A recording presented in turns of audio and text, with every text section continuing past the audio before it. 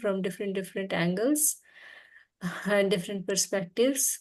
So if we contemplate on it and if we try to think about it, then we can feel a little bit of experience of the soul. But actually, it's theoretically we all know the qualities of the soul and we are spirit soul, but actually we don't live our life that way. We feel so much of a pinch immediately if we get some dishonor, disrespect. Immediately, oh, how can that person do that? Immediately. So yeah, so we have a long way to go. All right. So the mercy has to happen actually for that realization. Without mercy, it's not going to happen. So let's read. Someone wants to read? I can read, Mataji. Yes, please.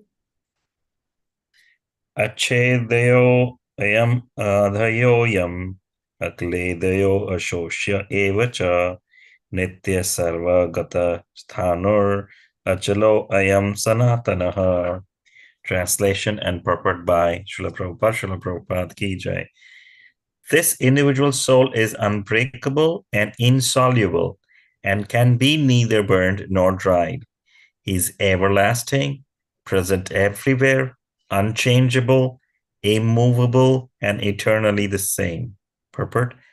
All these qualifications of the atomic soul definitely prove that the individual soul is eternally the atomic particle of the spirit whole, and he remains the same atom eternally without change. The theory of monism is very difficult to apply in this case because the individual soul is never expected to become one homogeneously. After liberation from material contamination, the atomic soul may prefer to remain as a spiritual spark in the effulgent rays of the Supreme Personality of Godhead, but the intelligent souls enter into the spiritual planets to associate with the Personality of Godhead. The word sarvagata, all pervading, is significant because there is no doubt that the living entities are all over God's creation. They live on the land, in the water, in the air, within the earth, and even within fire. The belief that they are sterilized in fire is not acceptable because it is clearly stated here that the soul cannot be burned by fire. Therefore, there is no doubt that there are living entities also in the sun planet with suitable bodies to live there. If the sun globe is uninhabited, then the word sarvagata, living everywhere, becomes meaningless. Haribol. Hmm. Yes, you want to say? Yeah, Mataji, here again, Krishna is continuing. Is the first answer to his question that Arjun is unnecessarily attached to the bodily platform. He's thinking on the bodily platform because he's thinking by killing his relatives, he is going to commit a sin. And Krishna is saying this first is that the soul is everlasting, is eternal. It cannot be broken. It's not soluble in water, cannot be burned or dried. And Prabhupada mentions that it's not that we have to understand that the soul is part and parcel of the whole soul, which is the Lord, Supreme Lord. But it's not like that. It'll merge into this bigger soul, and that's the reality. There are people who believe in impersonalism and they want to merge into the existence, but the intelligent people are the ones who want to enter in the spiritual planet and live side by side, serving the Supreme Personality of Godhead. And Prabhupada then mentions that the souls are everywhere. It's not like we see the modern scientists saying that only Earth has, like, they are only able to say that the Earth has the right conditions of water, oxygen, and everything, and that's why life is there. And when they do find, even in the bottom of the Earth, like thousands of miles deeper in the Earth, they also still find living creatures. So even in the fire, also there are living creatures because again they will have different kinds of bodies which can survive there. So because here it's mentioned, Krishna is mentioning, it's not like only certain parts of the universe souls are there; it's everywhere. And I'm remembering the Srimad Bhagavatam, Canto 3. I don't remember the chapter, but at the beginning of the creation, when Brahmaji and the demigods were there, and then but the further creation was not happening because Krishna was not there in each and every living in each and every part of the universe, and that's where Brahmaji prayed Krishna or Vishnu to be part of each and every part of the universe, so that the further creation can happen. So just see that Krishna, it's Krishna's hands in each and everything. Because of him, in each and every part, each and every atom, the universe exists. And with his desire, there's innumerable living entities who are also there everywhere.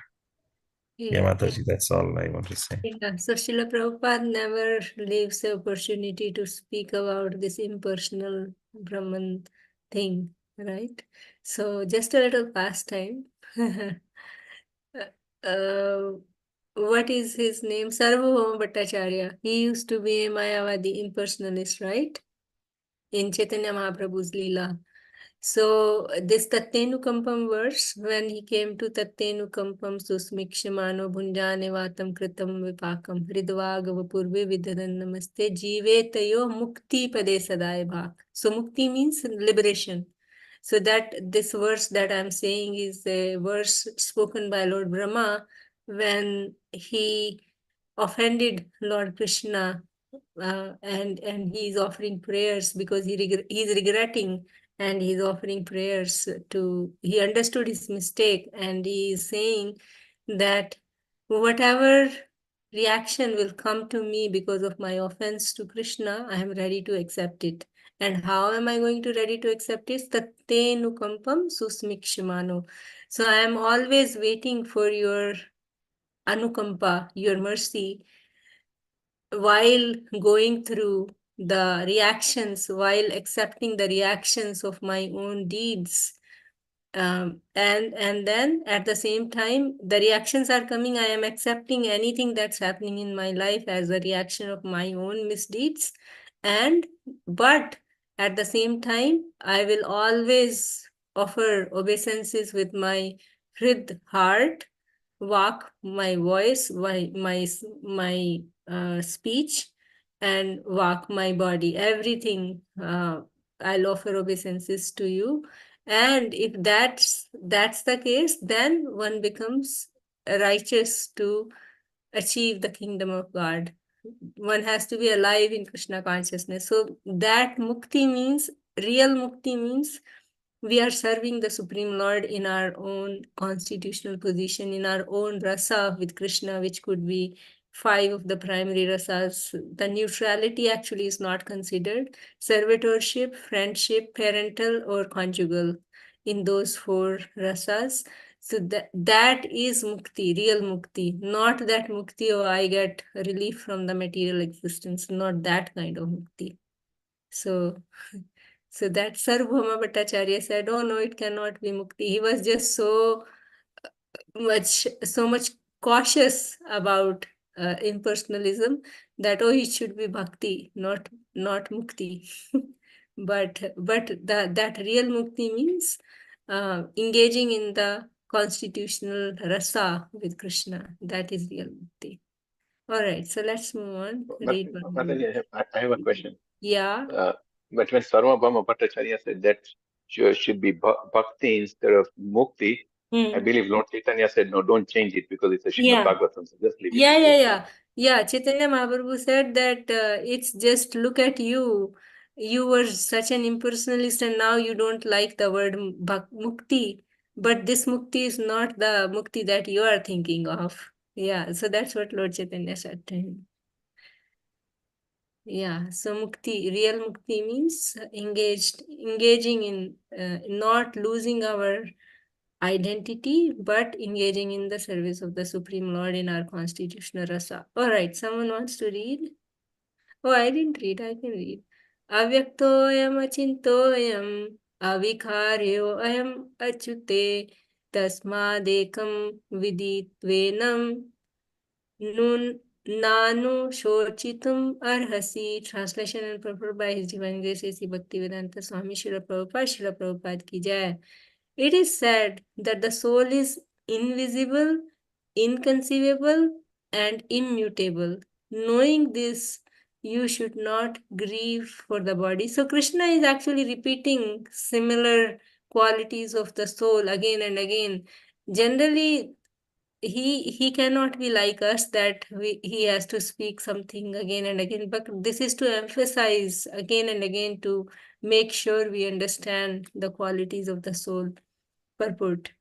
As described previously, the magnitude of the soul is so small for our material calculation that he cannot be seen even by the most powerful microscope. Therefore, he is invisible. As far as the soul's existence is concerned, no one can establish his existence experimentally beyond the proof of Shruti or Vedic wisdom. We have to accept this truth because there is no other source of understanding of existence of the soul, although it is a fact by perception. Yeah. There are many things we have to accept solely on grounds of superior authority. No one can deny the existence of his father based upon the authority of his mother. There is no source of understanding the identity of the father except by the authority of the mother. Similarly, there is no source of understanding the soul except by studying the Vedas. In other words, the soul is inconceivable by human experimental knowledge. The soul is consciousness and conscious. That also is the statement of the Vedas, and we have to accept that. Unlike the bodily changes, there is no change in the soul. As eternally unchangeable, the soul remains atomic in comparison to the infinite Supreme Soul. The Supreme Soul is infinite and the atomic soul is infinitesimal. Therefore, the infinitesimal soul, being unchangeable, can never become equal to the infinite soul or the supreme personality of Godhead. This concept is repeated in the Vedas in different ways just to confirm the stability of conception of the soul. Repetition of something is necessary in order that we understand the matter thoroughly without error. So, yeah, that we were saying before, that Krishna is repeating. And why is that repetition? So that we can understand the matter thoroughly, not just theoretically, but somehow try to practice it again and again and again and again and again. So the basic point that Srila Prabhupada is mentioning here is that we cannot see, so it's invisible. What to do? I mean, and many times we want to believe on things that we can see from our own sense perception. There are three ways of knowing something. One is by our own perception of the things, and then by anuman, the hypothesis, and then the third is by scriptural knowledge, shabda, right? So that is what here it is saying. So Srila Prabhupada is writing here that by perception, we know there is a soul, because if the soul is out of the body, then the body is dead. We recently saw Upananda Prabhu leaving his body, and it just tells there the body starts just stop, everything stops, like how the blood pressure. This is the first time I saw, because Madhuri Radha's time we didn't see the monitor. There was no monitor attached, how the blood pressure goes down and all. It just drops quickly actually. First it becomes a little erratic, and then everything just 0, 0, 0 quickly, just in few seconds drops everything. So perception wise we can, but we want to see it through our senses. And because we have four defects, that our senses are imperfect, I cannot see something beyond the wall. So then how can I believe, how can I rely on my senses? I cannot smell something which is far away, right? I cannot hear certain frequencies. So then how can I believe my senses, my sense perception? And hypothesis, we know how it is just a, oh, if it is like this, then it may be like that. So that doesn't work. So then what works is what is given in the scriptures. And that is what Srila Prabhupada is mentioning here. That, and the example that he is giving is the father, how to know who is my father is through the mother. And the second part Srila Prabhupada is mentioning is about the distinction between the Supreme Soul and the atomic soul, the living entity and the Supreme Lord. So we are infinitesimal and he is infinite. So there is a beautiful sentence I heard. We are insignificantly significant in our relationship with Krishna. Even though we are insignificant, but our relationship is there with Krishna. All of us have a unique relationship with Krishna, no matter what insignificant we may be. So just a small pastime of Radharani. There was what is that, lamb, I think? Yeah, lamb. Yeah. So the coward boys, they put this little lamb in a pit and they put fire on top of it, and the lamb was howling. I think it was a lamb or some other small It's a animal. jackal. Jackal, jackal, sorry. Jackal, he was howling. And Radharani somehow comes to know, and she uh, asks her Sakhis to take that jackal out, and she scolds the coward boys, and she places the jackal in her lap, and she says that after this lifetime you are coming back, so don't worry about anything. So that's the compassion that Radha and Krishna have for each and every living entity, what to speak of human beings. Yeah. So I don't know why did I go there.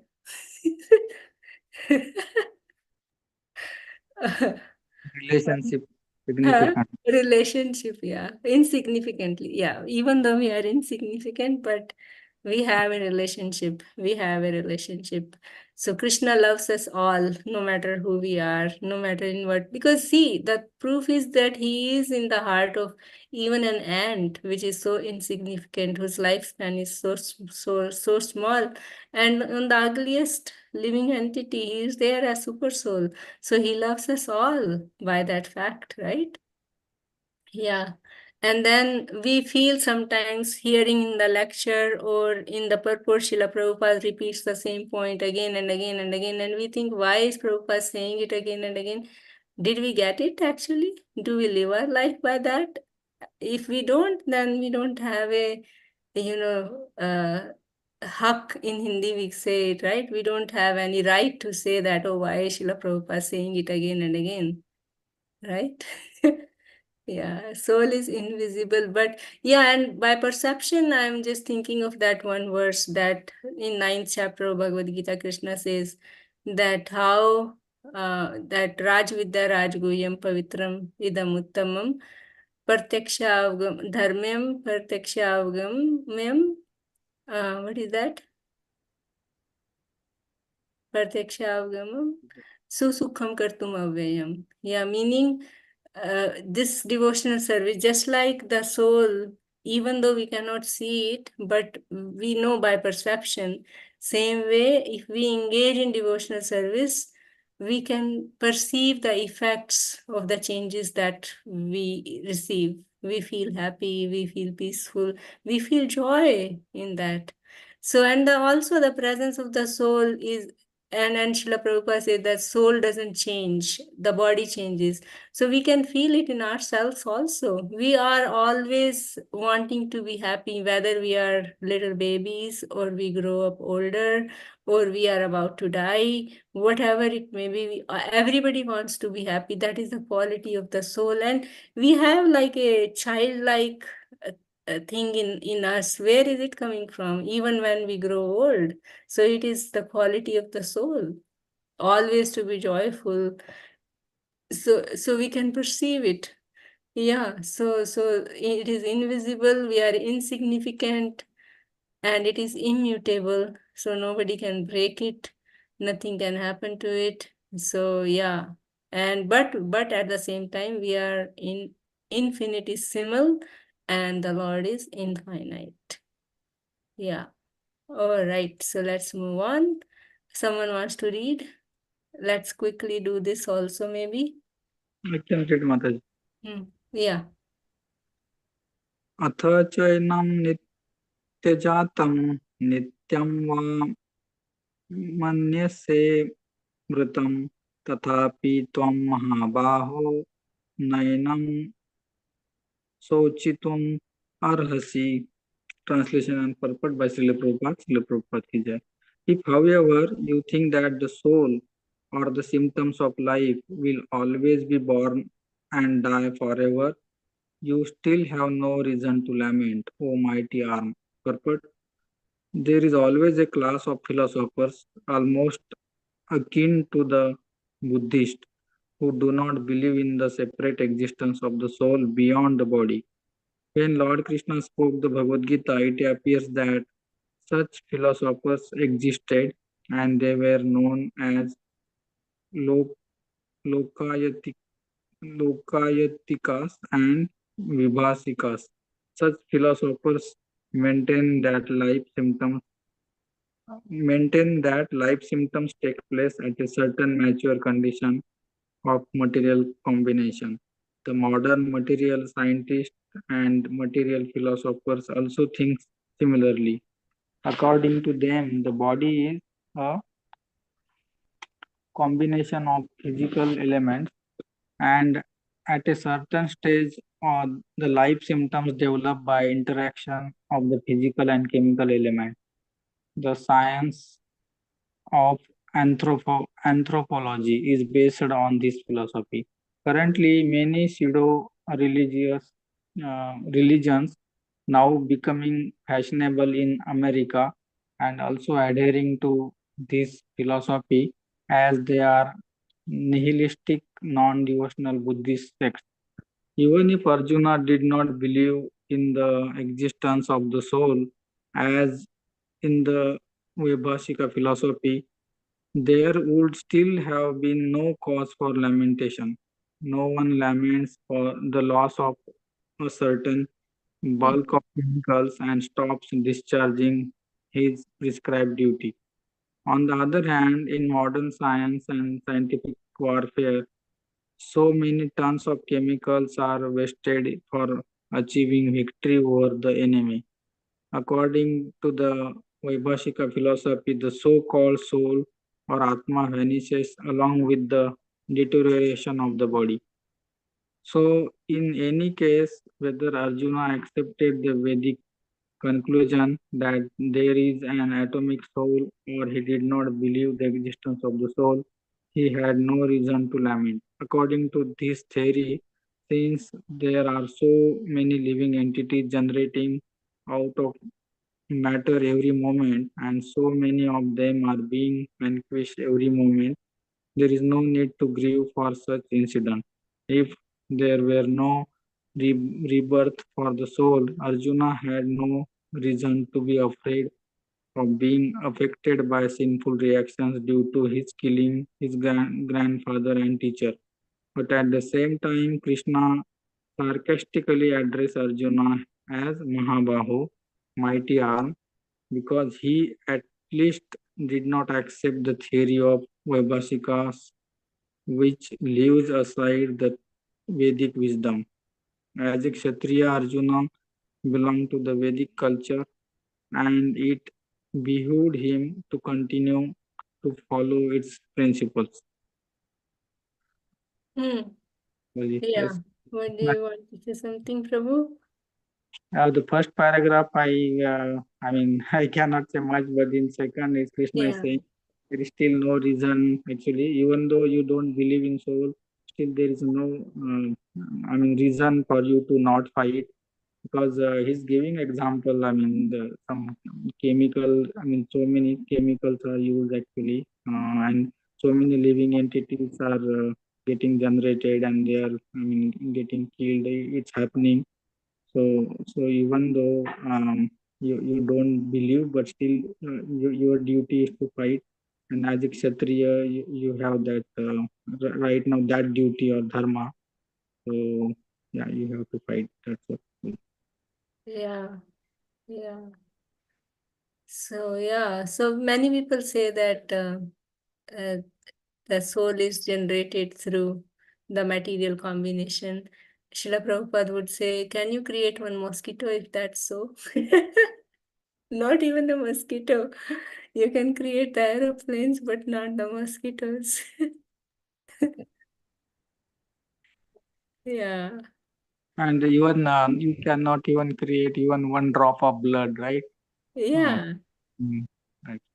Yeah, so the whole mechanics, how the body works, that also actually cannot be, nobody can do that. What a machine Krishna has created, right?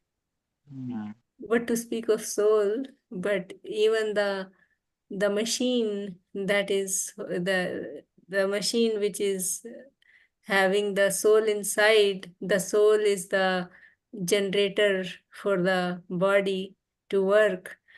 So even that body also nobody can create. I mean, the robots and all, like they cannot be as fine as the body that Krishna has given us, right? Mm. So everything is given to us by Krishna. That gratitude is so, so, so important, so important. All these scriptures that we read, actually, it is bringing us to that Sambandha Gyan, which is very, very important.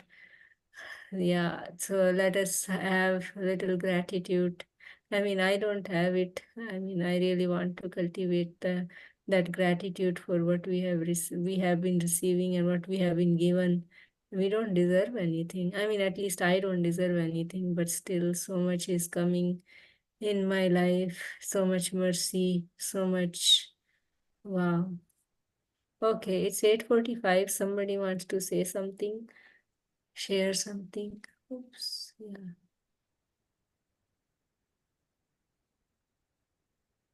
Everybody is quiet. Anything from Bhagavatam? Yeah, it's already 8:45, but quickly if somebody has something. The only thing we learn, I think I can say from the Bhagavatam again, Vaishnava Aparadha, how Mm. it's been stressed. No, we should not do it. And this Mhm. pastime between the four Kumaras and the two doorkeepers, Jai Vijay, we learn that Vaishnava Aparadha can cause a havoc in somebody's spiritual Mm. life. So we need to Yeah. try to So avoid as much. what is antidote to Vaishnavi? All of us know that we shouldn't do it. So what should we do actually? We have to cultivate some positive things in order to not do Right, Vaishnava Parad. That is right, appreciation and service to the Vaishnavas. right. Right? And praying to the Lord, actually. I mean, we cannot even have that desire to serve and appreciate Vaishnavas. That for that also we need mercy. So we need to pray to the Supreme Lord. Yeah. Yeah, Vaishnava Aparadh that is what is keeping us. That's why we are not able to be stable in our bhakti. That nishtha stage is not coming. That's why we are just lingering in that anartha nivritti stage. I mean, at least I can say for myself, all of you are No, amazing yeah, devotees. But I'm still fighting. yeah. Yeah, it's not easy. I mean, because the material energy is so powerful, so Mm. powerful. This mind is just something, right? It's just rascal, like Srila Bhakti Siddhanta Saraswati Thakur says, beat it in the morning and at night with the Not brooms at and night, the shoe. in the morning. Yeah, but I think something that really helps is this cultivation of gratitude, because that softens our heart. And then what happens is that habit becomes like, instead of looking at the wrong stuff, we will start to see, oh, what is this person doing so nicely, right? Right. Especially being parents. I think most of us are parents on this group, on this chat. I'm not so sure about Sheila Mataji, but all of us are Yes, parents sort of. here, right? So as a parent, this looking at the positive the child is doing. I mean, but generally as an Indian parent, we don't do it. We look at the things that they are not doing, right? We want them to be superhumans in all the different Yeah, aspects of yeah, life, right? unfortunately, yeah. But if we cultivate that, there is something called nurtured heart approach, which is this one, that appreciate and room for improvement, meaning we appreciate for little things that they do. So by cultivating that, then the attitude becomes like, we look things positive, we look at the things positive that are there. so visibly visible. Yeah, it's already so, time just flies so fast. Sorry, devotees, we are over time. But yeah, this is, so maybe we can think, all of us can think of some ways that we can cultivate this positive kind of attitude to, so that it helps us is in not in avoiding Vaishnava Prad, right? Because mind has to do something. It cannot sit quiet. Yeah. So let's all, maybe everybody think about certain things that we can cultivate, and we can discuss tomorrow for a few minutes in Bhagavatam discussion. Thank you all very much. Srila Prabhupada ki jai. Granth Raj Srimad Bhagavatam ki jai. Srila Prabhupada ki jai. Bye. Srimad Bhagavad Gita ki jai. Ananta Koti Vaishnav Vrind ki jai. Vansha Kalpataru ki jai. Kripa Sindhu Devi Vachai Pati Tanan Pavanebhyo Vaishnavebhyo Namo Namah. Namo Namah. Hari Hari Bol. Thank you, dear Hari devotees, Bol. very, Thank very you. Thank you, much. Mataji. Thank you, Hari Thank you, Devotees. Krishna. Mataji.